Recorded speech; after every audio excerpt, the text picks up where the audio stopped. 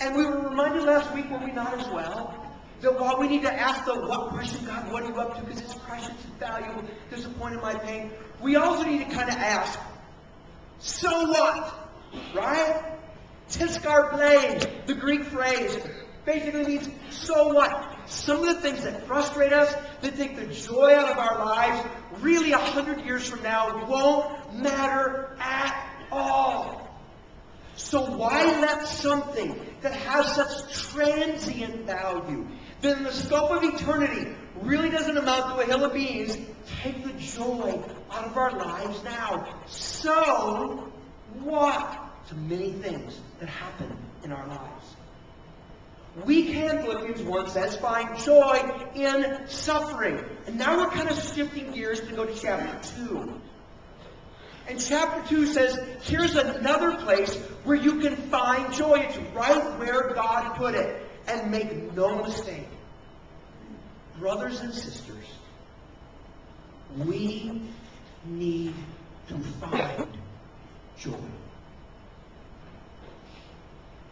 We need to find joy. We live in a frustrating, stressed out, and depressing world. Do we not? Many of us went through today on Thursday, and what's the news we got?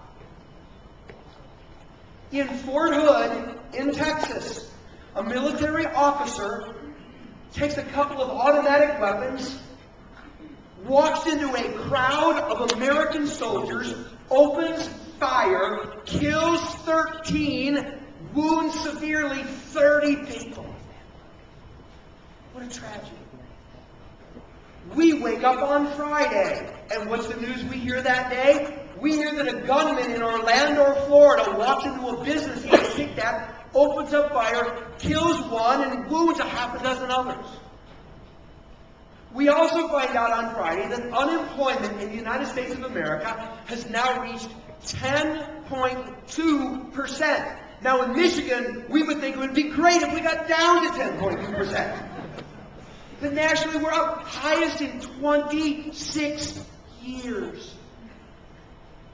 Last night, shortly before midnight, the House of Representatives voted to approve a $1.2 trillion reworking of the healthcare system in our nation, assuring us that we can handle an astronomical amount of debt because the government is going to be efficient and cut fat in everything else it does.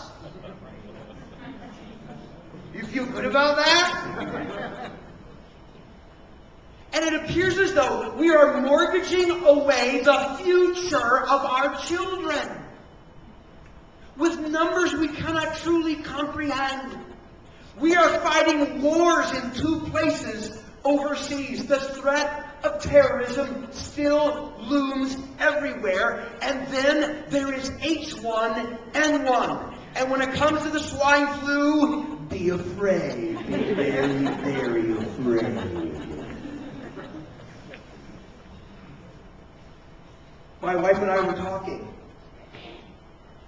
And I had been sicker these last 2 weeks than at any point in my life. The 33 years we've been married, nothing has ever approached this level of sickness for me.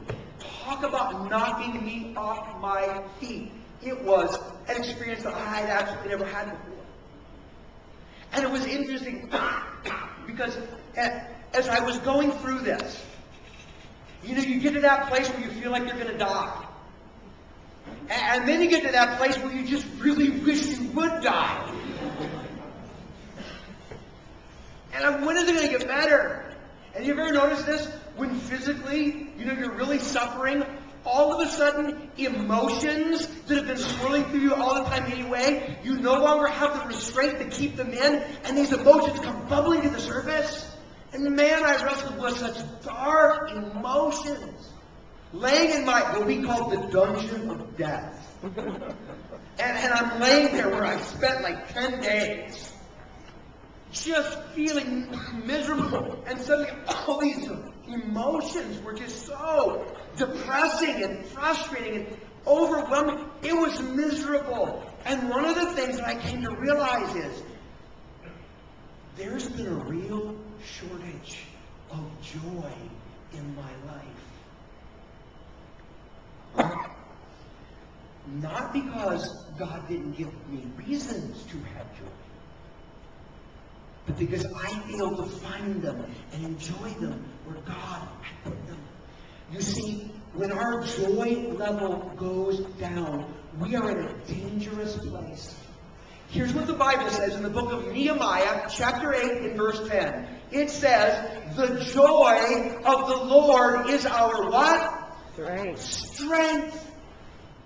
The joy of the Lord is our strength. When our joy begins to diminish, our spiritual energy begins to wane. And the less joy we experience, the less spiritual strength we have. And we become weakened spiritually. Life becomes a drudgery. It becomes going through the motions. We just don't find joy or happiness in so many things we do. We become pessimistic. We become negative. We begin to gripe. We begin to complain. We begin to see the dark areas of everything. And the next thing you know, we're not seizing spiritual opportunities. The next thing you know, we're not rising up to meet challenges. Because our spiritual strength is virtually gone, because our joy has diminished. It is why I am convinced that Satan himself works relentlessly to steal your joy and to steal my joy. Because when our joy is gone, our strength fades, and we no longer meet obstacles and challenges, and we no longer seize opportunities, and life becomes so incredibly difficult and diminished. So he steals our joy. You know, I'm just wondering, what's stealing your joy this morning? See, I don't think I'm any different than any of you.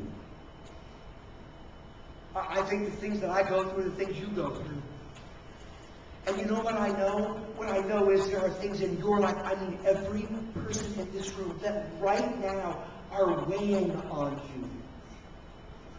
They're frustrating you. They're confusing you. They're hurting you. They're perplexing you. They're squashing you. And the joy just feels like it's draining from your life. And life is hard, and life is just not all that much fun to move through. Do you know what I'm saying? Can anybody relate to what I'm talking about? So you know what I thought we were going to do? We're going to do it right now in the service, right now. I had to hand everybody a little card when you walked in. It's a blank 4x6 card. Everybody pull it out. Everybody pull out your 4x6 card. Here's what I want you to do. I want you to take out a pen or a pencil. And I want you to write down on that 4x6 card. I don't want you to put your name on or anything like that. You just write down on that 4x6 card. What is it that is draining joy out of your life? What situation, what hardship, what relationship, what circumstance, what pressure, what burden, what trial? And there might be more than one. Would you just write it down on that card, because we're going to do something with it, all right? And if you don't have a pen or you feel awkward doing it, then what you do is you just mentally burn it on that card. Just mentally burn it on there. Okay? God will know what it is. And here's what we're going to do. We're going to take about 4 minutes. And we're going to play a music video. And I want you to finish writing down what it is that's just diminishing the joy in your life. I want you to finish writing it down. And then while the music video plays, I want you to come up and right over here, there's a basket. And right over here, there's a basket. And I want you to take whatever you put on that card, whatever is taking your joy away or diminishing it, and I want you to just drop it right in that thing. And it's a symbolic act, because here's what 1 Peter chapter 5 says. It says, cast your burdens on God, because He cares for you.